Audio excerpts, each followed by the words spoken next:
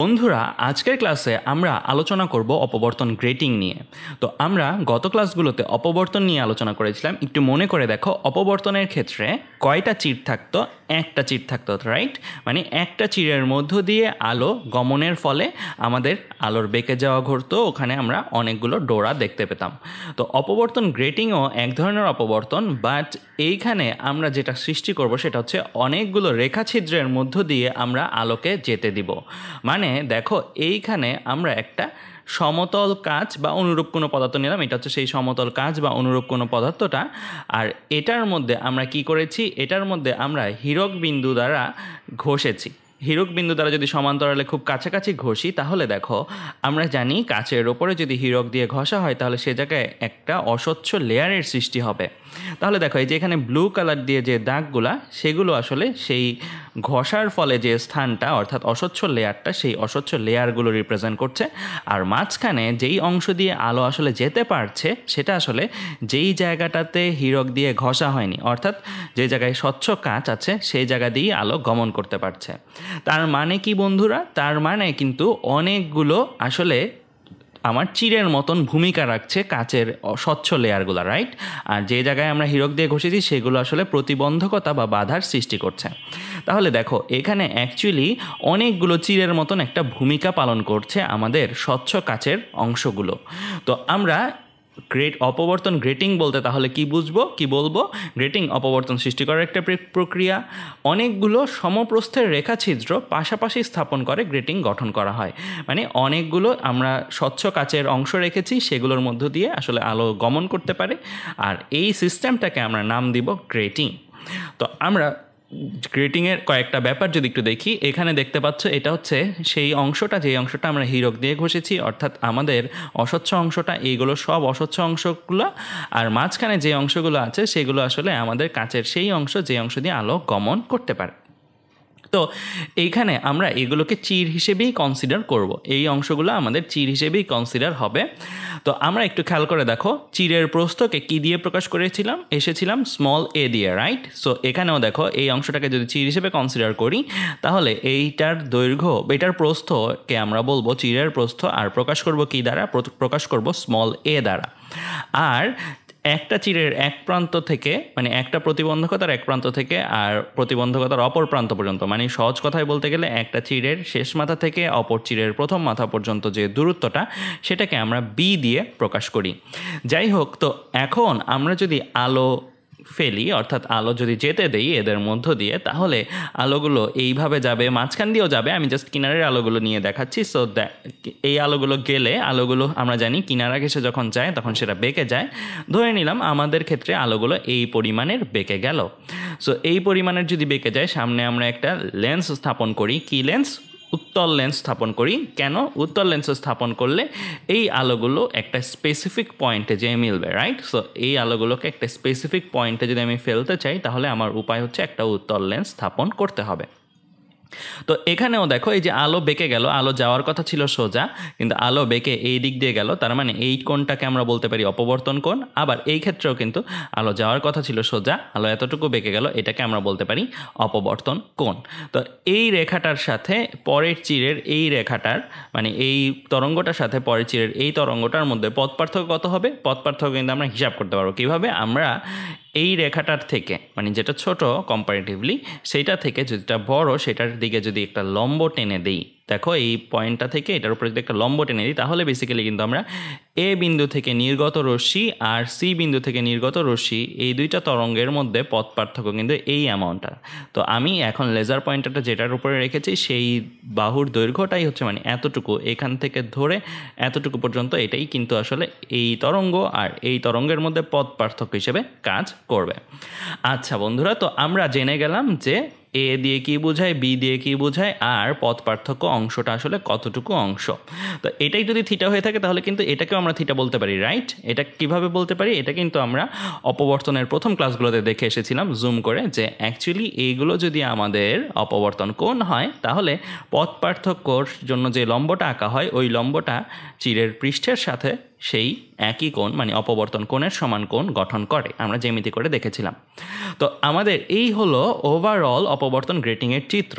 So আমাদের চিত্রগুলো একটু just মাথায় রাখতে হবে এর জন্য যে, কারণ এগুলো যদি উদ্দীপক আকারে দিয়ে দেয়, আমি বলেছি থিটার জায়গায় তোমাকে এখানে সরাসরি থিটা না দিয়ে 10 ডিগ্রি 5 ডিগ্রি এরকম মান দেওয়া থাকবে, তখন বুঝে নিতে হবে এটা আসলে অপবর্তন কোণের মান। আবার এখানে এ এর মান না দিয়ে এখানে ধরো তোমাকে দিয়ে দিল 0.2 মিলিমিটার, এখানে বি এর মান না দিয়ে ধরো তোমাকে বলে দিল 1 সেন্টিমিটার, তাহলে তোমার বুঝে ফেলতে হবে এটা এ এটা বি। সো আমাদের এর জন্য ফিগারগুলো একটু ভালো করে জানাটা জরুরি।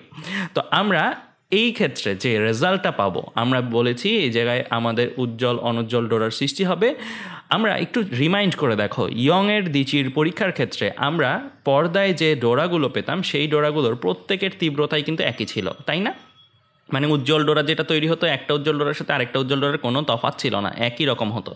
বাট আমরা একক চিরে যখন অপবর্তনটা পড়েছিলাম তখন এইখানে প্যাটার্নটা কেমন দেখেছিলাম, মাঝখানে যেটা মানে কেন্দ্রীয় বরাবর যেটা, সেইটা থাকে অনেক বেশি তীব্র, আর এর যতই দূরে যেতে থাকি কেন্দ্রীয় চরমের পাশে যেতে থাকি, মানে প্রথম গৌণচরম দ্বিতীয় গৌণচরম যথাক্রমে তীব্রতার মানটা কী হতে থাকে, কমতে থাকে, উপরেও কমতে থাকে নিচেও কমতে থাকে। আর অপবর্তন গ্রেটিংয়ের বেলায় দেখো কী ঘটছে, অপবর্তন গ্রেটিংয়ের বেলায় দেখো আমার যেটা ঘটছে সেটা হচ্ছে চির বরাবর যে অংশগুলা, সেই অংশগুলা, কারণ যে এখানে যেহেতু অনেকগুলো চির, গ্রেটিংয়ের ক্ষেত্রে অনেক চির, একটা চির না। সো আমাদের এইখানে যেটা ঘটছে সেটা হচ্ছে এখানেও তো বরাবর চির ছিল, এখানেও তো বরাবর চির ছিল, এখানে কিন্তু আরও ওপরে নিচে আরও অনেক চির আছে, ওগুলো উল্লেখ করা হয়নি। সো আমরা যেটা দেখলাম সেটা হচ্ছে চির বরাবর অঞ্চলগুলোতে আমাদের কেন্দ্রীয় চরমের মতন একটা উজ্জ্বল ডোরার সৃষ্টি হবে, আর অন্যান্য অংশে ঠিক প্রথম গৌণ চরমের মতন যথাক্রমে আমার তীব্রতার ভ্যালুটা কি হচ্ছে, কমছে। দেখো তীব্রতার ভ্যালুটা আমার কমছে, আবার এটার কারণে দেখো যে এখান থেকেও তীব্রতার ভ্যালুটা কমছে। সো আমাদের বলতে গেলে অপবর্তন গ্রেটিং আর অপবর্তনের ক্ষেত্রে একই রকম ঘটনাই ঘটে, খালি অপবর্তন গ্রেটিংয়ের বেলায় অনেকগুলো চির বলে অনেকগুলো কেন্দ্রীয় চরম আমরা পেতে পারি। মানে এইটাকে একটা কেন্দ্রীয় চরমের মতন দেখতে পারি, এটাকে একটা কেন্দ্রীয় চরমের মতন দেখতে পারি, এটাকে একটা কেন্দ্রীয় চরমের মতন দেখতে পারি। আর এটার সাপেক্ষে এটা হচ্ছে আমার প্রথম গৌণচরম দ্বিতীয় গৌণচরম তৃতীয় গৌণচরম, এবার এটার সাপেক্ষে প্রথম গৌণচরম দ্বিতীয় গৌণচরম তৃতীয় গৌণচরম। সো আমরা এইরকম প্যাটার্ন দেখতে পারি। সো আমরা এই ঘটনাগুলোকে কিভাবে আসলো আসলে এটা আমাদের এইচএসসি লেভেলে নাই, তাও আমি তোমাদের একটু এক্সপ্লেন করলাম আমার ভার্সিটির ফার্স্ট ইয়ারে যে পড়াটা পড়েছি সেটার নলেজ থেকে। তো আমাদের জানা তাহলে হয়ে গেল ইয়ংয়ের দ্বিচির পরীক্ষায় যে চিরগুলো গঠিত হয়, যেই ব্যান্ডগুলো গঠিত হয় বা যেই ডোরাগুলো গঠিত হয় সেই ডোরাগুলোর তীব্রতা প্রত্যেকটাই একই। অপবর্তনের একক চিরে যেটাতে গঠিত হয় সেটাতে কেন্দ্রীয়টা ডোরার উজ্জ্বল্য বা তীব্রতা অনেক বেশি, যতই দূরে যাব ততই কমতে থাকবে। আর অপবর্তন গ্রেটিংয়ের বেলাতেও অপবর্তনের মতনই একক চিরে অপবর্তনের মতনই হবে, কিন্তু এখানে যেহেতু অনেকগুলো চির তাই এখানে অনেকগুলো কেন্দ্রীয় চরমের মতন তীব্রতার বিশিষ্ট আমরা কি দেখতে পাবো, আমরা ডোরা দেখতে পাবো। তো এবার চলো আমরা সূত্রে চলে যাই আমরা ম্যাথ করব। তো আমরা এখানে প্রত্যেকটা চিরের প্রস্থ হিসেবে পাচ্ছি কি এ, এই যে দেখো প্রত্যেকটা চিরের প্রস্থ হিসেবে আমার রয়েছে এ, আর প্রতিটা রেখার প্রস্থ, খেয়াল রাখবে বন্ধুরা নামগুলো কি দিয়ে প্রকাশ করা হচ্ছে, রেখার প্রস্থ, এই অংশটাকে বলা হচ্ছে রেখার প্রস্থ, প্রত্যেকটা রেখার প্রস্থকে বলা হচ্ছে বি। মানে আমরা হীরক দিয়ে যে রেখাগুলো টানলাম সেই রেখাগুলোই তো এইগুলো, রাইট, অস্বচ্ছ রেখাগুলো তৈরি হয়েছে। সো এই রেখাগুলো যে টানলাম এই রেখাগুলোর প্রস্থটা কতটুকু, এই রেখাগুলোর প্রস্থটা হচ্ছে এতটুকু। আরেকটা জিনিস বলে রাখি বন্ধুরা, এইখানে জিনিসগুলোকে মনে হচ্ছে এক একটা রেক্ট্যাঙ্গেলের মতন, কিন্তু বাস্তবে কিন্তু এই দাগগুলা সাধারণত রেক্ট্যাঙ্গেল না বরং একটা লাইন, মানে এগুলো একটা লাইনের মতন, এই যে এই অংশটা একটা লাইনের মতন, খালি জুম ইন করে দেখানোর কারণে তোমাদের কাছে মনে হতে পারে এটা অ্যাকচুয়ালি একটা রেক্ট্যাঙ্গেলের মতন। মানে এই বি এর ভ্যালুটা অনেক অনেক অল্প হয়, মানে একটা লাইনের ক্ষেত্রে প্রস্থ তো বুঝতেছই কত অল্প হতে পারে। সো এই যে বি এর ভ্যালু এ এর ভ্যালুর মানগুলো অনেক ছোট হয় আসলে, আর এগুলো প্রত্যেকটাই লাইনগুলো সমান সমান দূরত্বে কাটতে হবে যেন মাঝখানে ইকুয়াল স্পেস থাকে। সো আমরা চিরের প্রস্থকে এ দিয়ে প্রকাশ করি আর রেখার প্রস্থকে বি দিয়ে প্রকাশ করি। আমরা একটা নতুন টার্ম এখন শিখব, সেটা হচ্ছে এ আর বি থেকে একটা টার্ম আমরা দাঁড় করাই অপবর্তন গ্রেটিংয়ের বেলায়, সেটাকে প্রকাশ করি কি দিয়ে, ডি দিয়ে। মনে আছে বন্ধুরা ইয়ংয়ের দ্বিচির পরীক্ষায় ডি দিয়ে কাকে বোঝানো হতো, স্মল ডিটাকে দিয়ে বোঝানো হতো চির দ্বয়ের মধ্যবর্তী দূরত্ব। এটাও কিন্তু অনেকটা সেরকমই, চিন্তা করে দেখো তো, এখানে এ হচ্ছে এতটুকু অংশ, বি হচ্ছে এতটুকু অংশ, তুমি যদি এখানে চিন্তা করতে যাও যে ডিটা আসলে কতটুকু, ডি আসলে কি এই পুরো অংশটা যোগ করলে যেটা হয় সেটা না। মানে আমি যদি একে দেখাই তোমাদেরকে,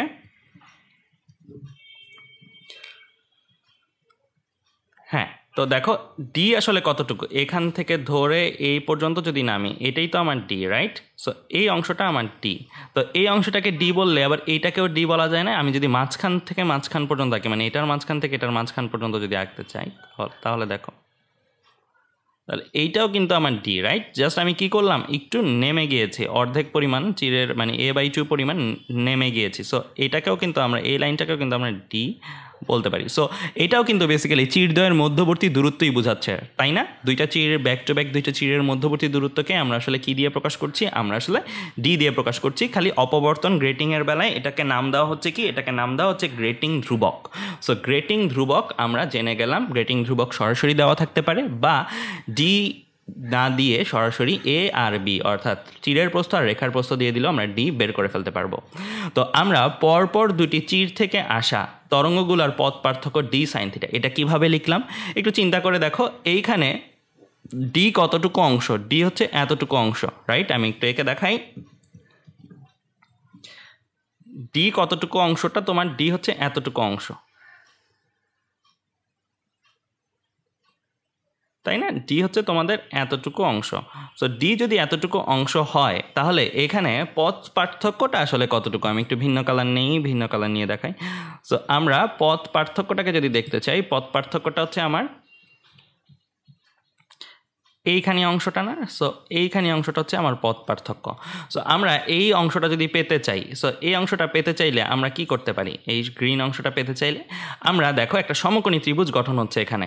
এই লাল অংশটা, গ্রিন অংশটা আর ব্ল্যাক অংশটা নিয়ে একটা সমকোণী ত্রিভুজ গঠন হচ্ছে এখানে, যেখানে থিটা হচ্ছে আমার কোণ, সূক্ষ্ম কোণটা, আর লাল অংশটা হচ্ছে আমার ডি, আর গ্রিন অংশটাকে আমরা বের করতে চাই। তাহলে আমি যদি সাইন থিটা লিখে ফেলি, সো সাইন থিটা লিখলে কি আসে? সাইন থিটা লিখলে আমাদের চলে আসবে সাইন থিটা ইকুয়াল টু কি লিখবো? লম্ব বাই অতিভুজ, রাইট? সো লম্ব কোনটা? এখানে থিটা কোণের সাপেক্ষে লম্বটা কিন্তু আমার গ্রিন অংশটা। দ্যাট মিনস যেটা পথ পার্থক্য হিসেবে লিখছি, এটাকে আমি বক্স হিসেবে প্রকাশ করছি। কেমন? এটাই আমরা বের করব। আর ডিভাইডেড বাই কি যাবে? অতিভুজ। অতিভুজ হিসেবে কাজ করছে কোনটা? একটু চিন্তা করে দেখো। অতিভুজ হিসেবেই কিন্তু কাজ করছে লাল অংশটা, মানে ডি এর অংশটা। কালো অংশটা কিন্তু অতিভুজ না। কেন? কারণ কালো অংশটা হচ্ছে ছোট। সূক্ষ্মকোণ সংলগ্ন ছোট বাহুটাকে আমরা বলি ভূমি, সূক্ষ্মকোণ সংলগ্ন বড় বাহুটাকে বলি আমরা অতিভুজ। তো সূক্ষ্মকোণ সংলগ্ন বড় বাহুটা হচ্ছে আমার লাল বাহুটা, যেটা কিনা অ্যাকচুয়ালি ডি, রাইট? সো আমার এ আর বি এর যোগফল মানে ডি। সো আমি এখান থেকে কিন্তু বক্স অংশটাকে ইজিলি বের করলে আমার এই জিনিসটাই চলে আসবে, রাইট? তার মানে আমরা কিন্তু এইখানে পেয়ে যাচ্ছি যে পথ পার্থক্য equal to D sine theta, মানে এটা হচ্ছে বক্স অংশটা। বক্স অংশটা এক পাশে করলে ডি সাইন থিটা চলে আসে। তাহলে কিন্তু বন্ধুরা দেখো আমরা দুইটা জিনিস জেনে গেলাম, সেটা হচ্ছে গ্রেটিং ধ্রুবক D equal to A plus B, আবার জেনে গেলাম পথ পার্থক্য, যেটা অপবর্তন গ্রেটিংয়ের বেলায় পরপর দুইটা চিরের মধ্যে যে তরঙ্গগুলো যাবে সেই তরঙ্গগুলোর মধ্যে, মানে একটা চিরের উপরের মাথার তরঙ্গ আরেকটা চিরের উপরের মাথার তরঙ্গ, যেই দুইটা তরঙ্গ যাচ্ছে সেই দুইটা তরঙ্গের মধ্যে পথ পার্থক্যের সূত্র জেনে গেলাম ডি সাইন থিটা। আচ্ছা, যেখানে থিটা হচ্ছে অপবর্তন কোণ। আরেকটা সূত্র আমরা দাঁড় করাবো। আমাদের এখানে যেহেতু অনেকগুলো চির, সো আমরা এইভাবে লিখি, গ্রেটিংয়ের ক্ষেত্রে ডি দৈর্ঘ্যে চির সংখ্যা বা রেখাছিদ্র সংখ্যা কত? সো আমরা রেখাছিদ্র বা চির বা স্লিট একই কথা। সো ডি দৈর্ঘ্যের স্লিট সংখ্যা কত? একটা না? দেখো তুমি ডি পরিমাণ দৈর্ঘ্যে যদি মাপো, প্রতি ডি পরিমাণ দৈর্ঘ্যে তুমি কয়টা করে স্লিট পাবা, কয়টা করে চির পাবা, মানে এই অংশগুলো কয়টা করে পাবা? একটা করে পাবা। তার মানে আমরা লিখতে পারি প্রতি ডি দৈর্ঘ্যে আছে স্লিট সংখ্যা একটা করে। তাহলে 1 মিটার দৈর্ঘ্যে, মানে একক দৈর্ঘ্যে কয়টা স্লিট পাবা বা কয়টা চির পাবা? মানে আমরা যদি ডি দৈর্ঘ্যে একটা পাই, তাহলে 1 মিটার পর্যন্ত যদি যাই, 1 মিটার পর্যন্ত আমরা আসলে কয়টা চির পাবো? ঐকিক নিয়ম করলেই হয়ে যায়। ডি দৈর্ঘ্যে আছে একটা, 1 মিটার দৈর্ঘ্যে আছে 1/dটা, রাইট? সো 1/d এটা হচ্ছে আমার 1 মিটার দৈর্ঘ্যে কত সংখ্যক চির পাওয়া যাবে। এটাকে আমরা অ্যাকচুয়ালি আরেকটা টার্ম দিয়ে প্রকাশ করি, সেটা হচ্ছে ক্যাপিটাল এন। ক্যাপিটাল এন দিয়ে বোঝায় একক দৈর্ঘ্যে চির সংখ্যা। একক দৈর্ঘ্যে চির সংখ্যাকে কী দিয়ে বোঝায়? ক্যাপিটাল এন দিয়ে বোঝায়। তার মানে capital N equal to 1/d, এটা একটা ফর্মুলা আকারে মনে রাখতে হবে। আবার D equal to A plus B আমরা শিখে এসেছি, তার মানে আমরা লিখতে পারি capital N equal to 1/a plus B. তার মানে আমরা কিন্তু দেখো আরেকটা সূত্র দাঁড় করেই ফেললাম, সেটা হচ্ছে কি একক দৈর্ঘ্যে চির সংখ্যা equal to n equal to 1/d equal to 1/a plus B. আচ্ছা বলো তো ক্যাপিটাল এন এর একক কী হবে? যেহেতু এটা একক দৈর্ঘ্যে চির সংখ্যা, একক দৈর্ঘ্যে চির সংখ্যা দ্যাট মিনস 1 মিটারের চির সংখ্যা প্রকাশ করে, তাই এটার একক হবে ধরো 200 পার মিটার। মানে কি যদি তোমাকে বলে n = 200 পার মিটার, এটা দিয়ে তুমি কি বুঝবে? এটা দিয়ে তোমার বুঝতে হবে যে 1 মিটার সমান দৈর্ঘ্যে চির আছে কয়টা? চির আছে 200টা। তো n = 200 পার মিটারের অর্থ হচ্ছে 1 মিটার দৈর্ঘ্যে চির আছে 200টা। তো আমরা কিন্তু তার মানে 3টা সূত্র শিখে যাচ্ছি ম্যাথগুলো করার জন্য। d = a + b, d sin θ পথ পার্থক্যের মান, আর n এর সূত্র। আর 2টা জিনিস শিখতে হবে, বেসিক্যালি শিখতে হবে না, এটা আমাদের আগের শেখা জিনিসই আমরা একটু রিভিউ করব।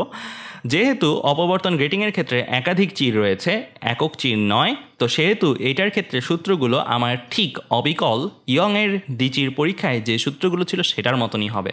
তো ইয়ংয়ের দ্বিচির পরীক্ষায় তোমরা একটু চিন্তা করে দেখো, আমরা পড়ে এসেছিলাম কি উজ্জ্বল ডোরা পাওয়ার শর্তটা কি ছিল? পথ পার্থক্যের মান হতে হবে 2n λ/2 এর সমান। দেখো এই সূত্রটাই কিন্তু আমরা ইয়ংয়ের দ্বিচির পরীক্ষায় পড়ে এসেছিলাম হুবহু।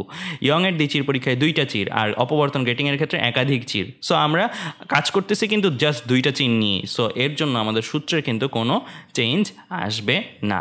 তাহলে দেখো বন্ধুরা, তাই d sin θ = 2n λ/2, এটা কিন্তু সরাসরি আমার ইয়ংয়ের দ্বিচির পরীক্ষার সূত্রটা। সো এখানে একটু বলে রাখি, n এর ভ্যালু +1 যদি হয়, ধরো তোমাকে বললো যে এখানে তো আমরা দেখেছিলাম যে চির বরাবর স্থানে একটা কেন্দ্রীয় চরমের মতন তৈরি হবে, আর যতই ডানে বা উপরে বা নিচে যাওয়া যাবে ততই আসলে কি আমার একটু কম তীব্র, বাট একটু কম তীব্র হলেও আমাদের একটু অন্যান্য রকমের কি তৈরি হবে? চির তৈরি হবে, মানে একটু কম তীব্র, এগুলোকে আমরা গৌণ চরম বলে থাকি, এরকম গৌণ চরম তৈরি হবে। সো তোমাকে যদি বলে প্রথম চরম বিন্দুর মানে প্রথম উজ্জ্বল বিন্দুর জন্য পথ পার্থক্য কত হতে হবে, তখন তুমি n এর জায়গায় 1 বসিয়ে দিলেই প্রথম এই অংশটাই তো পথ পার্থক্য, n এর জায়গায় 1 বসিয়ে দিলেই এখানে যে মানটা পাবে ল্যামডার মান বসানোর ফলে, সেটাই হবে কি প্রথম চরম বিন্দুর জন্য প্রাপ্ত পথ পার্থক্য। n এর জায়গায় +1 বসালে আসলে ওপরেরটা পাবে, n এর জায়গায় -1 বসালে আসলে নিচেরটা পাবে। আর এটার বরাবর কিন্তু কি ছিল? একটা আমার কি ছিল? এটার বরাবর একটা কেন্দ্রীয় চরম ছিল, কারণ এটা চিরের বরাবর আসছে। আবার n এর ভ্যালু 2 বসালে আমরা কি পাবো? দ্বিতীয় চরম বিন্দুর জন্য পথ পার্থক্যের ব্যাপারগুলো পাবো। একইভাবে আমরা ইয়ংয়ের দ্বিচির পরীক্ষায় কিন্তু পড়েছিলাম অন্ধকার ডোরা পাওয়ার জন্য শর্ত। সো এখানেও কিন্তু অন্ধকার বিন্দু পাওয়ার জন্য শর্ত বা অবম বিন্দু পাওয়ার জন্য শর্ত একই। দেখো d sin θ মানে পথ পার্থক্যর ভ্যালুটা = 2n + 1 × λ/2, একই সূত্র আমরা পড়ে এসেছিলাম ইয়ংয়ের দ্বিচির পরীক্ষার বেলাতেও। তার মানে এই সূত্রতেও n এর জায়গায় তুমি যদি +1 বসাও, তাহলে তুমি আসলে কি পাবে? যে কেন্দ্রীয় চরমের ওপরের দিকে যেই আমার প্রথম অবম বিন্দুটা গঠিত হয়েছে, মানে অন্ধকার বিন্দুটা গঠিত হয়েছে, সেটার জন্য পথ পার্থক্যের ভ্যালুটা পেয়ে যাবে n এর জায়গায় 1 বসালে এই হিসাবটাতে। আবার n এর জায়গায় 2 বসালে তুমি দ্বিতীয় যে অন্ধকার বিন্দুটা মানে দ্বিতীয় অবম বিন্দুটা গঠিত হয়েছে সেটার জন্য পথ পার্থক্যটা পেয়ে যাবে এই অংশটা হিসাব করলে। সাধারণত আমাদের ম্যাথগুলোতে কি করা হয়? ম্যাথগুলোতে এরকম বলে দেওয়া থাকবে যে এততম চরম বিন্দুর জন্য তুমি অপবর্তন কোণ বের করো। সাধারণত অপবর্তন কোণটাই বেশি জানতে চাওয়া হয়। সো আমরা n এর ভ্যালুটা ধরো বসালাম, n এর ভ্যালুটা বলে দেওয়া থাকবে, ল্যামডার ভ্যালুটা বলে দেওয়া থাকবে, ডি এর ভ্যালু হয় সরাসরি বলে দেওয়া থাকবে, বা এ বলে দেওয়া থাকবে, বি বলে দেওয়া থাকবে, এ আর বি যোগ করলে আসবে, অথবা এন বলে দেওয়া থাকবে। এন আমরা দেখেছি n = 1/d। সো ডি এর ভ্যালুটা সরাসরি দেওয়া থাকে বা ওই এ আর বি বা এন এর মাধ্যমে দেওয়া থাকে। তার মানে তুমি দেখো ডি জানলে, এন জানলে, ল্যামডা জানলে থিটা বের করে ফেলতে পারবে। তো চলো আমরা ম্যাথ করে ফেলি, তাহলে আমাদের বোঝাটা আরও ক্লিয়ার হয়ে যাবে। একটি সমতল অপবর্তন গ্রেটিংয়ে প্রতি মিলিমিটারে 600 লাইন আছে। দ্যাট মিন্স আমার 1 মিলিমিটারে কয়টা চির সংখ্যা আছে সেটা বলে দেওয়া আছে। আমরা ক্যাপিটাল এন যেটা জানি, ক্যাপিটাল এনটাকে আমরা মিটারে নিয়ে নিব, রাইট? মানে 1 মিটারে কত আছে, তো আমরা ঐকিক নিয়ম করে নিতে পারবো এটা। যাই হোক, এরপরে কি দেওয়া আছে? এই গ্রেটিংকে 4000 আর্মস্ট্রং তরঙ্গ দৈর্ঘ্য বিশিষ্ট আলোক রশ্মি দ্বারা আলোকিত করা হলো। তার মানে ল্যামডার ভ্যালুটাও দেওয়া আছে, আর্মস্ট্রং এককে দেওয়া আছে। আমরা আর্মস্ট্রং থেকে তো কিসে নিতে পারি? মিটারে নিতেই পারি। তার আমরা 1 Armstrong = 10⁻⁻10 metre.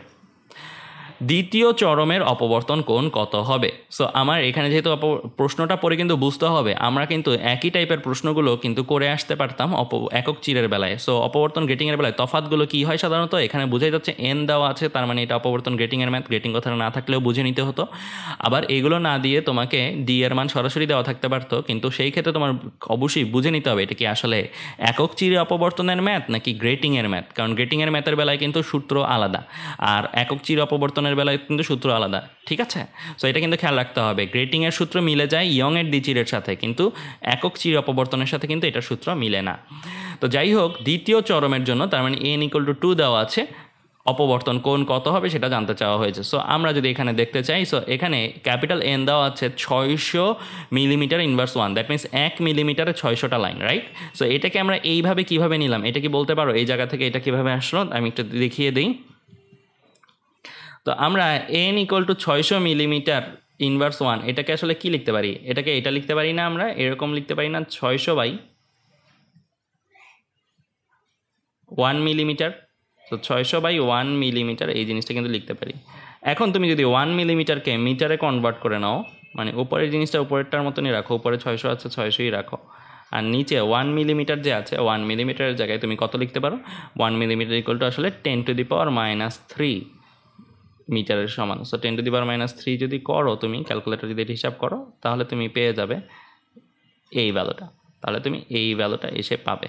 So 6 × 10⁵ millimetre inverse 1, যেহেতু নিচে মিলিমিটার আছে সো এটা মিলিমিটার ইনভার্স 1 হয়ে যাবে। তার মানে আমরা কিন্তু এইভাবে অ্যাকচুয়ালি কী করে ফেলতে পারি, আমরা এইভাবে অ্যাকচুয়ালি কনভার্ট করে নিতে পারি মিলিমিটার ইনভার্স 1-এ, যদি আমাদের অন্য কিছুতেও দেওয়া থাকে। এই গ্রেটিংকে 4000 আর্মস্ট্রং তরঙ্গ দৈর্ঘ্য বিশিষ্ট, সো আমাদের ল্যামডার ভ্যালু দেওয়া আছে 4000 আর্মস্ট্রং, যেটা 4000 × 10⁻⁻10 মানে যেটা করলে হিসাবে আসবে 4 × 10⁻7 মিটার। সো আমরা স্মল এনের ভ্যালু পাচ্ছি কত? এখানে 2।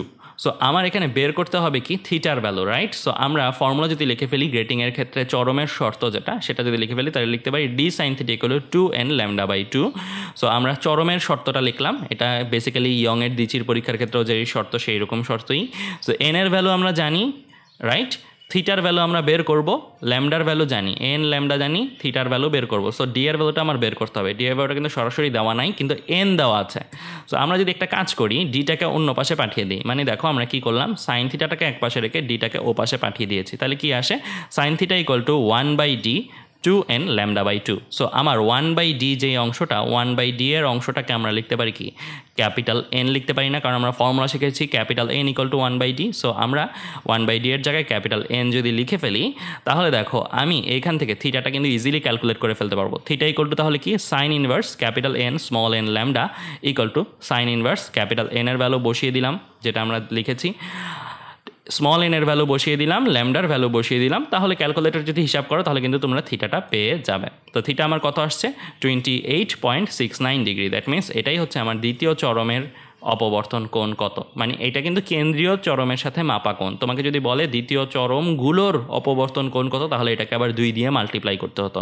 ঠিক আগের ক্লাসের লাস্ট ম্যাথটার মতন কিন্তু কাজ করতে হতো। এখানে আমাকে বলে নাই দ্বিতীয় চরমগুলোর মধ্যবর্তী অপবর্তন কোণ কত, শুধু বলেছে দ্বিতীয় চরমের অপবর্তন কোণ কত। সো ভাষাগত পার্থক্যটা কিন্তু একটু ভালো করে বুঝতে হবে। তো বন্ধুরা, আজ এ পর্যন্তই। পরের ক্লাসে আমরা পোলারাইজেশন দেখব, তাহলেই আমাদের চ্যাপ্টারটা শেষ হয়ে যাবে। ধন্যবাদ সবাইকে।